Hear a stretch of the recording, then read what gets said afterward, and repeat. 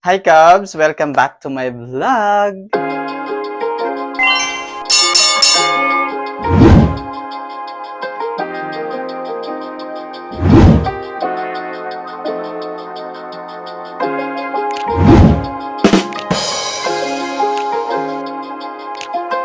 This video, share ko na naman sa inyo yung isang blessing na natanggap natin for today.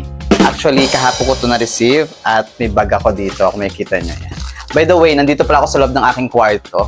At bago tayo pumasok, kasi 5:15 na in the afternoon, bago tayo pumasok ay kailangan ko muna i-share sa inyo to para makita nyo yung bago at makita nyo yung blessing na dumating sa atin.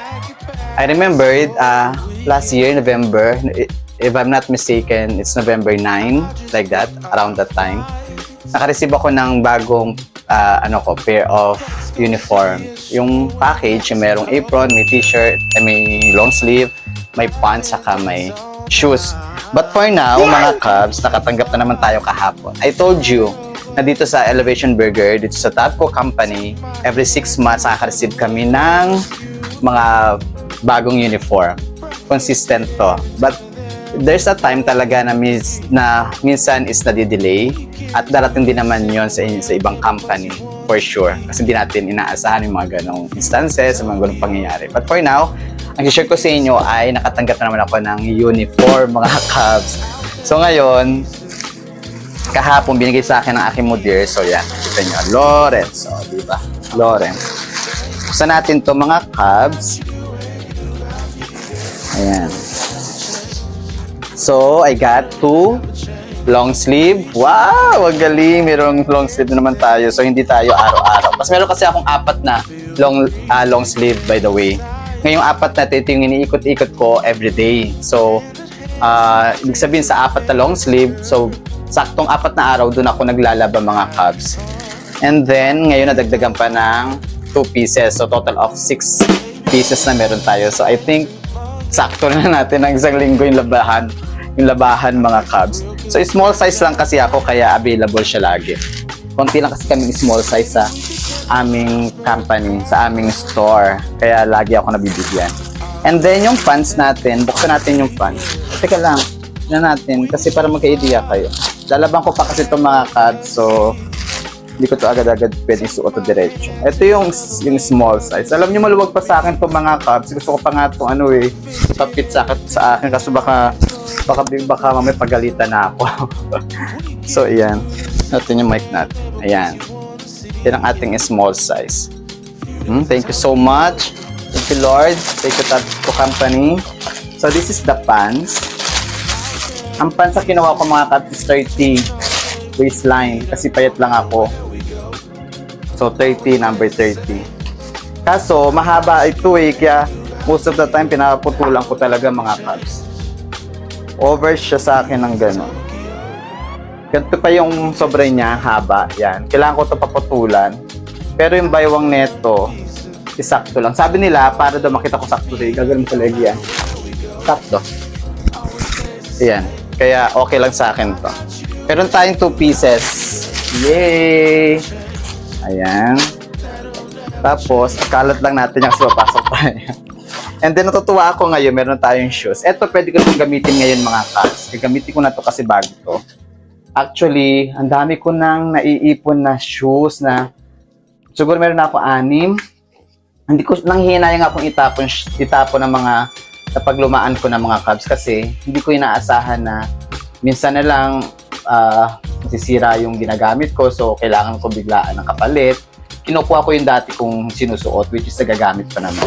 Kaya nang hinayang akong itapon. Wow, may ganito talaga siya kasama. Susuotin natin to ngayon mga Cubs, tapos ayan, 41, size 41 siya. 41 ang kinuha ko sa aking shoes. Malit lang kasi yung paa ko mga Cubs. Ayan. Yay! Ayan, susuotin na natin to ngayon. Social. Kuha tayo ng ating wala akong wait lang mga Cubs. Ay, alam nyo, yung aking mga medyas pala mga Cubs ay nabubutas na. Kailangan natin siya palitan. O yun kailangan ko na pala bumili ng mga bagong medyas. Kaso yung mga medyas ko, agad-agad na bubutas. So, suotin na natin siya, mga Cubs. Ayan.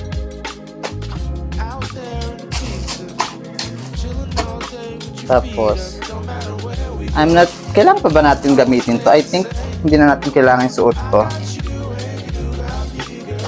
Wow! Perfect! Pero ang tulas niya sa loob. Comfort. Extra, ultra light. Lagay na natin to. Kasi hindi naman ako nakakapaglalagay talaga ng ganito eh. Pero try na natin. Dahil modern na tayo, kailangan natin i-try. Diba? Wow, ang lambot sa loob. Ang galing mga Cubs.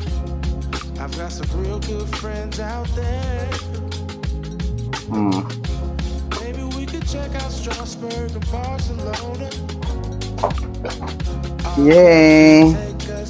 Tingnan niyo mga Cubs. O, diba? Ang gulo ng kwarto ko, no? Dami kong damit. O. See?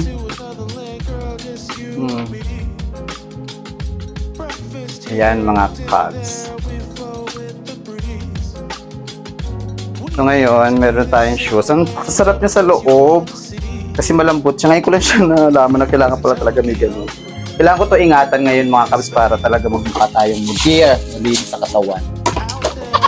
So, iyon. So, salamat mga Cubs. Picture natin.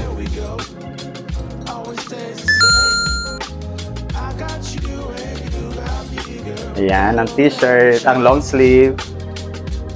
Tapos, meron pa tayong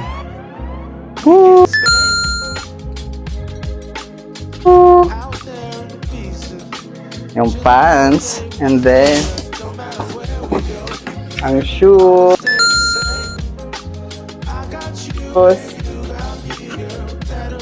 Yan. So, thank you so much. Okay, so, eto na. Mga Cubs, sa mga gusto mag-apply sa Elevation Burger, hiring kami every Tuesday. So, ito na nga. Ayan ang isang magandang, ito ang isang patotoo to ha mga Cubs, sa magandang aming company. Ngayon, nagpo-provide sila every 6 months sa mga uniform nyo. Kaya kung iniisip nyo na magasto sa uniform ang trabaho, well dito, nagpo-provide yan ng company. So, good thing yan sa Tabco company. And then, ang dami kong naririnig mga Cubs na mga bad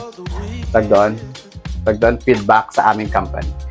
Again, hindi ko to sinasabi just to cover up kung ano man mga naging bad experience nyo sa aming company, sa mga nanggaling na dito, yung mga wala na at hindi na nag-work sa Tabco company. Do not get me wrong, hindi ko inaano yung experience nyo. Hindi ko yung pinagsisinungalingan. Kung ano na experience nyo, I'm so sorry for that. Again, ginagawa ko to, sinasabi ko to because it's based in my experience. Nag-work pa rin ako sa Elevation Burger and 3 years na ako and I'm so happy. Okay? So ito mga natatanggap ko sa Tabco company, yung uniform na talaga namang kinakatuwa ko. So mga Cubs, kung ano man naririnig nyo, again, depende yan sa performance natin. May mga rason bakit may mga taong natanggal sa trabaho, may mga rason bakit sila hindi tumagal sa trabaho. Kung ako tatanungin nyo, ang rason ko why I'm still working Elevation Burger kasi nag-enjoy ako sa work ko, sa environment, sa company, magandang company, maaga magpasahod, mga holiday, binabayaran yan. At ganun talaga, may mga policy, mga rules sa isang company. Kahit ano namang company yan, may mga rules talaga at saka mga policies. Kapag hindi natin yan sinunod, pagka hindi natin yan in-implement sa loob ng store o sa loob ng work environment nyo, may consequences talaga. So, yun lang. So again, thank you so much Tabco company. Thank you so much for this uniform. Appreciated much. Bye-bye.